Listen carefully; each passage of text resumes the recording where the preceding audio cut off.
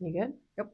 I think. Ready to rock and roll? Am I close? One of these days, we are going to make it to this podcast studio refreshed, fresh makeup. We're going to feel like energized and ready to go. And it's not going to be like where my wispies are on the side of my face, hanging like the bags under my eyes. We're so tired every time we try this, but we made it. We are making an effort for you.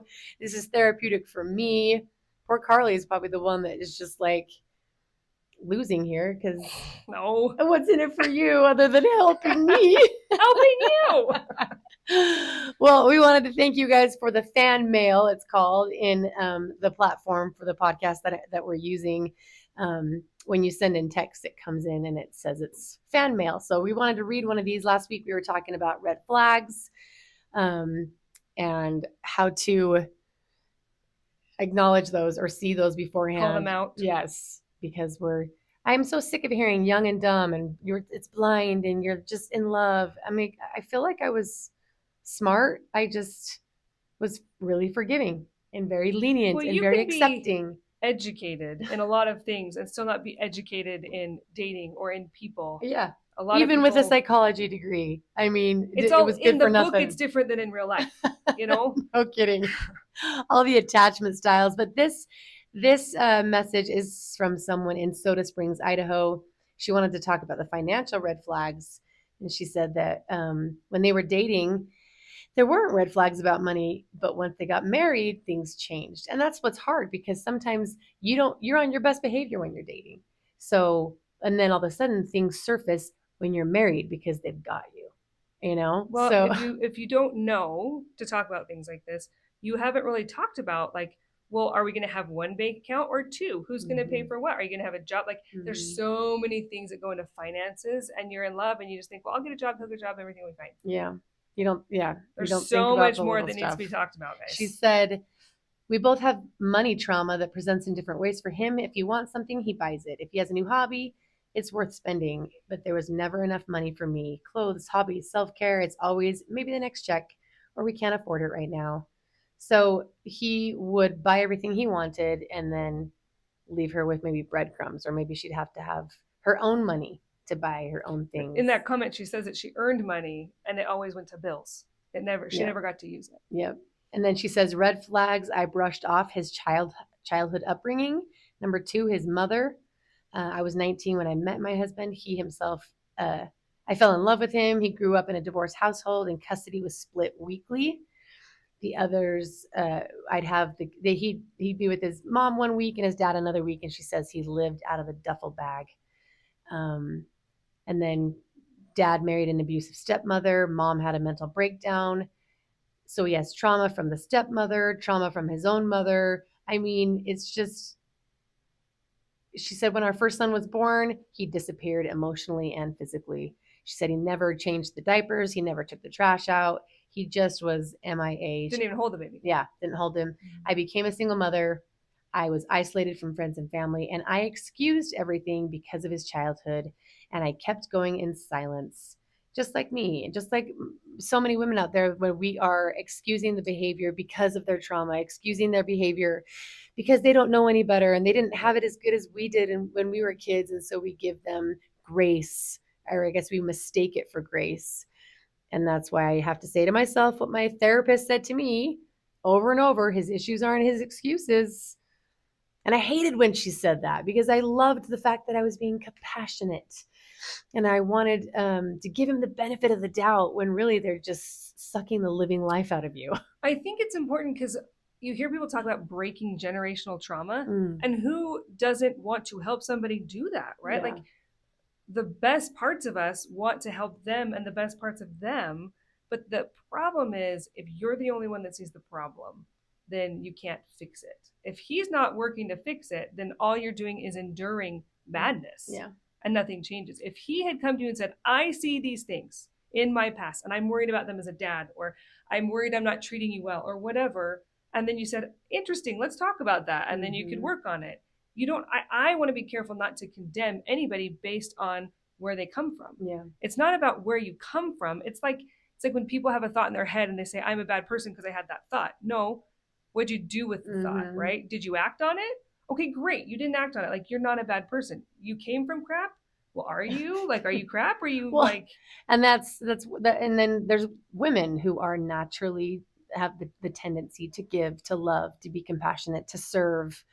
Add in the church, aspect of that. We forgive, we forget, we move on, we give people the high road, and then we end up getting hurt in the end because we are willing to do whatever it takes to, what my dad said to me, remove the tension from the marriage.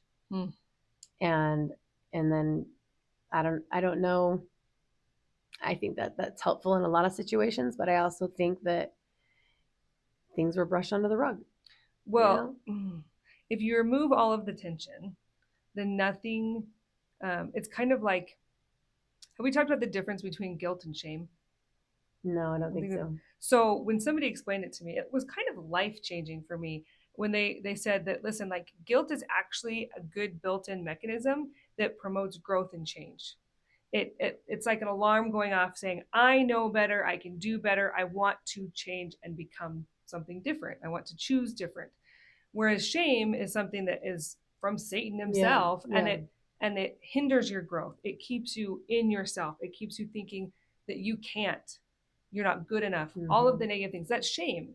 It stunts your growth. It's damning. Mm-hmm. Shame is damning. Mm-hmm. And so I think that sometimes tension is like guilt. It's a good thing, because if you want to get rid of the tension, either you can go the shame way and use it to damn yourself and not do something, or you productive. Shame the other person, or you shame the other person, or you can say, I don't like this tension, let's talk about it. Yeah, let's call a spade, let's work on this, let's get help. And that's the healthy way to go. Yeah, so removing the tension is actually having communication and talking about it, as opposed to forgetting about it and being silent. Yeah, and cold shouldering and all of that. So that makes a lot of sense. We also wanted to remind listeners that we know that this is not just happening to women. This platform is about my story and about the women and the men in my life that have come along the journey with me. But this does happen to men too. They are abused in the courtroom. They are abused by their wives. So throwing that out there, because I know that there's a lot of people that are writing in saying, yeah, but this happens to men too. So we are not, we're not belittling. Yes, or we know.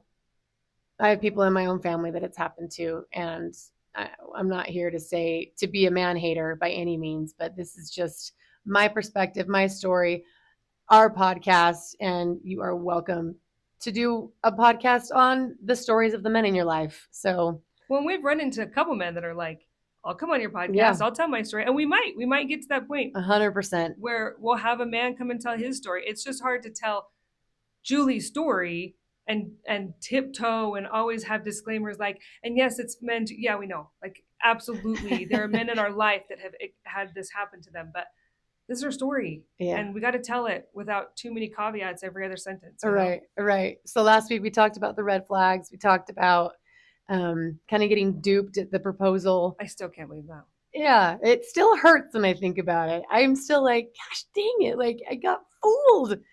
It's the food for me. I know. It's like, because I grew up without a ton of money, and that would have been, and like, if I got straight A's, the bribery for us was we got to go to the steakhouse. Well, you know where we went when we got straight A's or when we got good report cards. Chuck-a-rama. You got it. Yeah. That is why I love it so much, because it was luxury for us. It's a reward.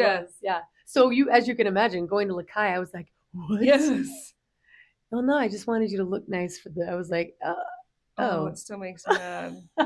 It'd be like me coming home and showing my dad my 4.0 and being like, just kidding, no steak. We're going to go like Red Robin. I know. So then what did we get into? Talking about just the act, right? The performative nature. How performative it was. Uh-huh. And kind of realizing that that's probably what it was the entire marriage, mixed in with love, mixed in with. It just makes you wonder how much was performative and how much was authentic. And it's hard to know. And nobody wants to have that in their life where they're questioning that about a decade and a half. Yeah. I mean, one of my kids wanted to know why he decided to be done with the marriage. And so they decided to ask him, like, Dad, why are you doing this? And he just flat out said, I've been pretending. I've been pretending the last half of this marriage. And then this child came and told me that. And I was like, he said, what to you? So it just made me question the entire marriage. It made the child question their life, their whole life. And it has made me question my own personal revelation. It's made me question my own confidence, my ability to make decisions, my ability to receive answers from God, and my own confirmations of the Spirit. It's making me second guess myself, all the decisions that I've made. It's like when your life flashes before your eyes, like every decision that I've made in my life was like, wait, I should have done volleyball instead of dance, because if I had chosen volleyball, it would have led me towards sports instead of dance, because I met him dancing. Like I literally have gone back that far. And so talk about screwing with your mental health. Oh my gosh. Yeah. Like there are literally loose screws in my brain at this point. Well, and it was when you said it was just another one of his gigs. It was just a really long gig. Yeah. A really long gig. It's a performance of a lifetime for a long time. It sucks so bad. But it made me think of I think it was the 3rd grade, maybe the 4th grade. My best friend told me that I was too fat to be her friend. That is awful. And I just say, like, that's something that you've never forgotten. I have not forgotten. Okay. It has made me think twice about every pair of pants that I put on. It has made me even feel, to this day. Oh yeah. You still think, and that was what grade? How old were you? I was like 8 or 9. So sad. And it made me question my self-worth. It made me, all of the things. Now, granted, I'm married to a man who never makes me feel ugly a day in my life. And so I don't really sit with it a lot, but I have never felt good enough or skinny enough, or like, it doesn't matter. The point is, it messed with me and it never went away. Mm-hmm. I will say, maybe I shouldn't, but the kind of good ending to my story is that as we got older, people called her Butterface. Butterface? Why? Because she was greasy? No, because she was hot, but her face was ugly. I'm not computing. She's not a pretty girl. She was hot. But why would butter? But her face. Oh. They called her. But her face? But her face. So they'd say Butterface. I mean, it's so mean. But when I heard that in high school, my high school self couldn't help but be like, okay, good. Like there's some justice in the world, And this girl probably doesn't remember me at all, right? Like we went 2 totally different directions in life. I have no idea where she is. And she was, giving her the benefit of the doubt, she was a 3rd or 4th grader, right? Like we all say dumb stuff. Yeah. And she probably had no idea. And to be honest, I really hope that she doesn't know that people called her that. Well, because it's so not nice. Well, we all have those moments. I got called a hairy gorilla. I was a hairy person. I had it on my arms. We're getting way off topic, but like we all have those comments where we will never forget what was said to us. And the point that I was trying to make is that was 30 years ago. And it's a story that I remember vividly. We were at recess. I couldn't sleep that night. I remember a sleepless night in my bunk bed, thinking that I was in tears because I didn't think anybody would ever want to be my friend because I was too fat to be their friend. And so, actually, in my teenage years, I was not fat. I should have. You look back at those pictures, you're like, why did I not embrace how awesome I looked in my teens, And then you have kids, and you're like, oh, dang it. Yeah, and I got laser hair removal, so what the heck? Like in your face, calling me a hairy gorilla. And to be honest and candid, I had more hair on my body than the petitioner. And should that be a red flag? That was always a little awkward for me. Did he work at that? Or was that natural? I think, no, he just would shave. That's in my book. That's a red flag. Well, yeah, I was more masculine than him. Yeah. So I think it's all what you like. Let's just say some women, I have met women that like men that are hairy. But I don't think any woman wants to be hairier than the man. I don't know that you feel good about that. No, but I also wasn't willing to take the time in the shower to shave everything. No, you're always nursing a baby for like 10 years. Seriously. There's no time for that. And so this kind of goes back to your lack of self-confidence because of, see, my point in my story was that was a small thing 30 years ago. You are 3 years ago realizing that half of your life is a sham and that you now can't trust yourself. You're not confident. My whole thing in talking about this is part of the fallout of, I think, anybody's divorce, but yours in particular has been for you learning to trust yourself again. Yeah. And as your kids get older, you have teenagers and their choices are getting harder and the consequences are getting worse and you're having to parent on your own and not second guess yourself. How do you deal with that? I don't know that I am. Some people are like, "Oh, you are superwoman and you're killing it." I'm like, "No, I'm crying and I'm having my own meltdowns." And then all the things that he said to me upon leaving, I'm like, "Well, he was right. I am controlling. I am too negative. I have so many downfalls and then we start to self-blame and then you spiral." Heaven forbid you not be a perfect mother to 8 children by yourself. Oh my god! While also trying to work 5 jobs and run a podcast and everything else. Yeah, and speaking of, what time is it? It's 10:25. I'm getting real tired. We're 16 minutes into this, but I did want to mention, she was saying here that she had a friend say that she was too fat to be her friend, which has lived with her for so many years. And I have lived with the comments. And this is not to say that I probably didn't say comments back to him. I'm sure I did. There's probably things that are living with him too. We're not perfect. We say things we don't mean. We say things when we're mad.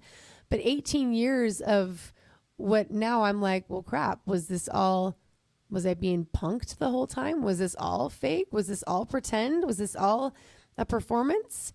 I don't know what to believe anymore. Can you look back and see anything that you're like, well, now I look at his story. I'm like, were you homeless? Like, did you sleep in a white van that you told everyone? Were you really wanting to hurt yourself? Were you really kicked out from I don't know anymore. Yeah, because he has, if you go online, you see his story in a lot of places. Yeah. And it makes you wonder if it's authentic. Is that what you're saying? Yeah, or embellish. Is it exaggerating? Yeah. Is it to add to your performance? I don't know what to believe anymore in my own life and what happened to me and what happened to him. Yeah, because maybe everything that he said is true, and this is all like, you're the crazy one. Yeah, exactly. It's classic gaslighting. That is what gaslighting is. Yeah. If anybody ever tries to convince you that they are right and everything you think is wrong and you're the crazy one, it's gaslighting. So I know a lot of people have said to me, well, so why did he leave to begin with? Why did he even go? And I'll tell you, one of the things that he said when he left, this was something that he would say throughout the marriage, but also kind of when he blew up and took off, was that I was controlling. And I said, you know what? You're right. You're right. I can be controlling, and I admit that. But at the same time, there were reasons for the control. When you're gone for 2 weeks at a time touring with the Tabernacle Choir, or you're in Rio de Janeiro doing the Brazilian parade, the Carnival, I'm at home doing the sprinkling system. I'm at home having babies, right. And taking care of kids, but also doing housework that lots of fathers will do. I am doing the plumbing. I am trying to put air in the tires and get the oil changes done. And so there were things that when he would come back, I would have to pull back on myself, pull the reins back, stroke the ego, let him kind of do the job, but he didn't know how to do the job. So I would just do it because we don't want to be the nag.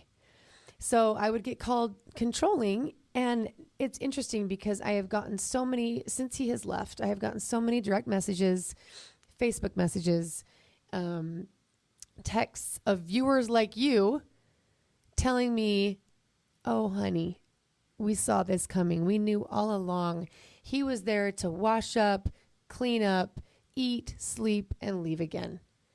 And it's like jaw dropping. I had one woman write in and say, I remember the time you and your daughter were so excited and you went to Pirate O's to get him some treats from English treats that he loved. And you were so excited to give it to him. And you went out to the door, to the car to give it to him. And he was, of course, in the car playing his own music, listening to his own music, which is fine, whatever. And we gave him the Pirate O package. He's pulling out the chocolates and he's like, oh, thanks. And he put it to the side and rolled the window back up. And me and this kiddo were like, okay, cheers. Like, here you go. And I didn't think anything of it. But this viewer was like, I was so disgusted with how he brushed you off after you guys went through all this effort to like treat him and love him and gift him something that he loves from his motherland. You went out of your way to say, we're thinking of you. Yeah. But again, I never thought anything of it.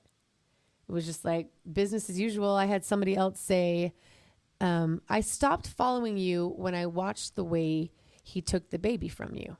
And I was like, what?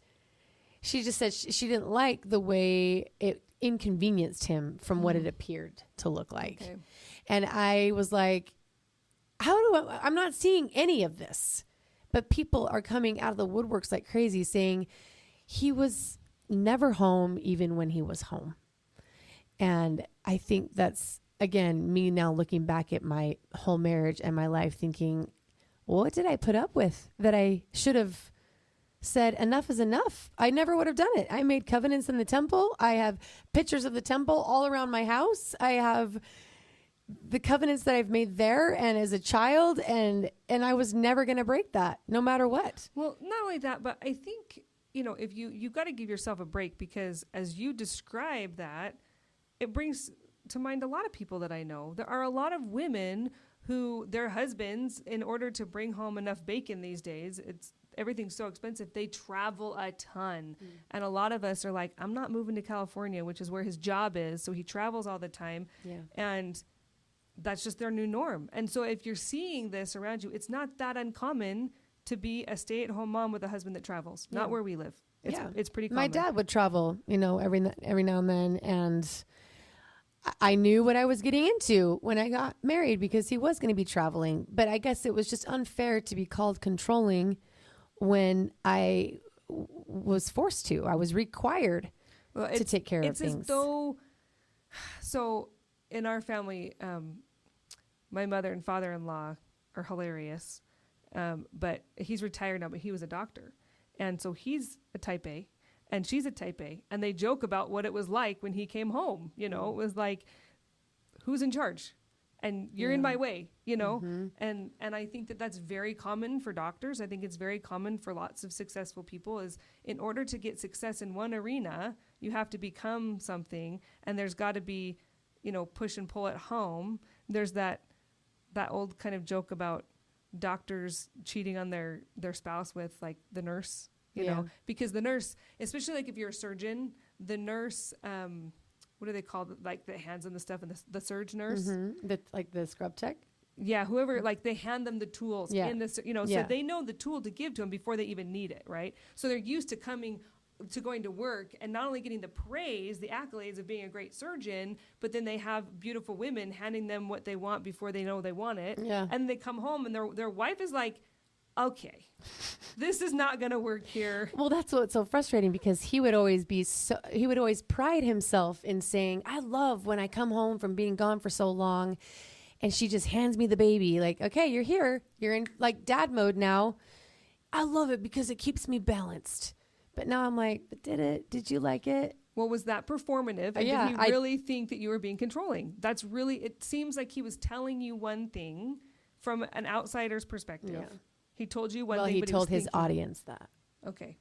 So, but what he was really thinking was she's controlling, making me take this baby. I mean, I guess, right? Allegedly. I don't even know anymore. We don't know. We cannot put words and thoughts into his mouth. But and that reminded me when and this can be a whole nother podcast, but when you said these men are being praised as, they're doctors, they are smart, they have worked for years to get to where they are, and they like to be acknowledged, and they should be. They've worked really hard to get there. So Alex was constantly praised, right? I mean, he's got literal cardboard cutouts of his face in the audience and people chanting his name, people singing his music. That's wild to me. I mean, even Whitney Houston said that it's again, dopamine. It is it's stronger than cocaine, you know, and you crave that praise.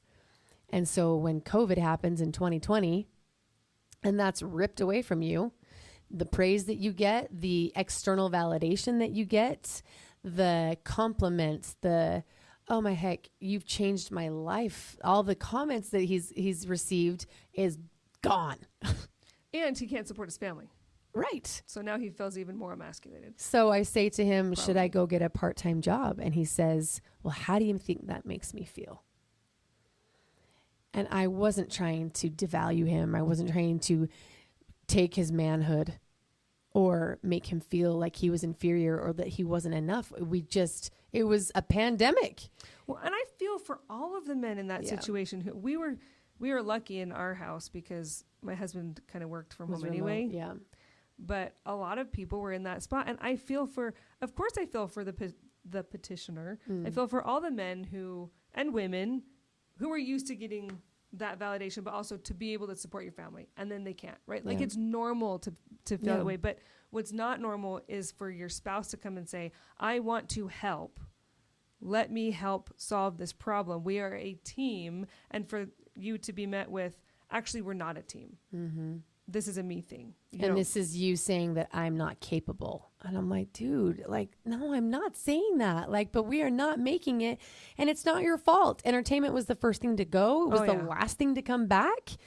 And I do believe that was the beginning of the end. He would now, now if he was on this podcast, he would say, no, it was the whole 15 years, but if you think about it, the restrictions came into place in 2021. Like, the masking. In Utah, at least. At least in Utah. Because I had a baby in January of 2021. And that's when I was like in hazmat. The doctor, the OBGYN was like in hazmat gear. You couldn't, if you came into the hospital, you couldn't leave if you wanted to come back. So I had this baby in 2021. We're wearing masks. We're like 6 feet apart, all the things. He's still not performing. And he left in 2022. The funds were gone. The gigs were not up yet. I mean, they were starting to, but it was a year of like hellfire, damnation, death, and destruction, and homeschooling, and having COVID. Like, I got sick. I had COVID when I had a baby, and they induced me with Naoma because I had COVID. How early were you? Just a week. Okay.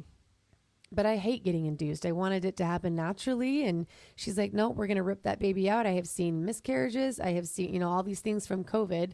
I mean, and the vaccine wasn't out yet, which is neither here nor there. But there was worry and concern because babies were dying, mothers were dying, miscarriage rates. Nobody understood anything. Nobody knew what was happening. And he's not making any money. And his mental health is on the line, although he would never admit it. And then like 6 months later, he's out of there. I mean, I can't help but think that was kind of the spiral, kind of the what is the what? The beginning of the end. But really, maybe it wasn't the beginning and it was just the end of the end, because he would say it was the whole marriage, apparently. Because if you can hear it in my voice, for him to say he was pretending the marriage, I don't even know what was real anymore. I lay in bed at night with my eyes open like, was that real? Did he mean that? I don't know anymore. So that's it for this week's podcast. I don't know if I'm alive or dead, people. I don't know what was real, what was fake. Are we living in the Matrix? Yeah. I've lost some confidence in myself, my ability to make decisions, my ability to hear the voice of God, because I thought that I had. And maybe at the same time, I did hear the voice of God. And maybe I did, maybe my kids really were foreordained to me. And that this was always going to happen. And this is the path I was always going to take. And it's just what I do with it now. Well, you can't change it. No. Did I ever tell you I had a friend that got divorced and she was like, Carly, I prayed about it. I knew that I was supposed to marry him. And so when this is a guy that ended up leaving her for his secretary at work after they had 3 kids together. And she just said, Heavenly Father, like, why would you tell me to marry him? And she really feels like the response that she got was, you were his best shot. Like, he has his agency, but, you know, if he was going to be happy and the kind of guy that I need him to be, it was going to be with you. I'll take that. And she was okay with that answer. She got remarried and had another kid with that guy. And as far as I know, she's happy now. And I think sometimes you have to just trust in God that sometimes things happen to us because of other people's choices, not because of our own. And it doesn't, even though it feels like it was all a facade, a show or whatever, it wasn't to you. Yeah. No. And that's when we start to go down the rabbit hole, because they'll say, yes, but you've got your 8 children out of that and you got the best parts of him. And that's sweet and kind. But when you are in it, all I say to myself is, well, they probably would have been better off in someone else's family in a more stable home, and they wouldn't be dealing with this. I mean, we just start to just kill ourselves over poor decisions that we made. I find myself asking Heavenly Father for forgiveness for my poor choices, and they were real at the time. I thought I was doing the right thing. I don't know anymore. Well, his wrong choices, your ex's choices, don't make your choices wrong. Yeah. You can't let him undo all of the good that you have done. The reason why people talk about your kids is because they are good. They are a good part of what has happened. And you have grown. The best thing to ever happen to you will be this petitioner, because you will be the one rising from the ashes. You're gonna be okay. Your kids are gonna be okay. I know it. It's just a long freaking haul. But at the end of the day, none of you would be who you are without the trials you're facing. It just sucks when you're in it. You want to get past this part. But I don't want him, I mean, anybody's trials that they face, you don't want the person, if it's a person, to win. You don't want to give them power and control over your life. Yeah. You know, you will overcome and you'll be better for it. And that, it's refining. That's for sure. It's supposed to be refining. And this is why I do this. It's not just to give you the dirt on my life and air out the laundry. It is therapeutic for me to talk things through, because sometimes there's no one to talk to about it. Everyone's fatigued. But just know, if you're listening, you're not alone. And if there is someone in your life who is going through something like this, I mean, reach out. Talk to him or her. They need it. They need to release. They need to verbally bleed out. And that's what this is for me. So thank you for watching, if you're watching, and for listening. And let us know in the comments what you think. And rate and review. This is getting out. We've gotten a lot of good feedback. And we got 5,000 downloads. Can I tell you the funniest comment? Yeah. There was a comment on, what was it, a reel that you posted, that somebody said the placement of the buns was too distracting. I can't watch that. I just think it's so funny, because then I responded and I said, well, you know, there's an audio version of it. And, you don't have to look at our faces. With like a bored emoji. She said, meh. And she said, meh. And I was like, oh, I'm so glad it wasn't the buns that kept you away. You know, I was like, oh my gosh, it's so funny. Don't you dare rip on my bun. Well, I think that every podcast from here on out should have a bun in the title. You know, yes. Or, top knot, or... What was one of them? Definitely not KNOT. Or maybe we should call ourselves the Naughty Girls. KNOTTY. Okay, over now. We'll see you next time.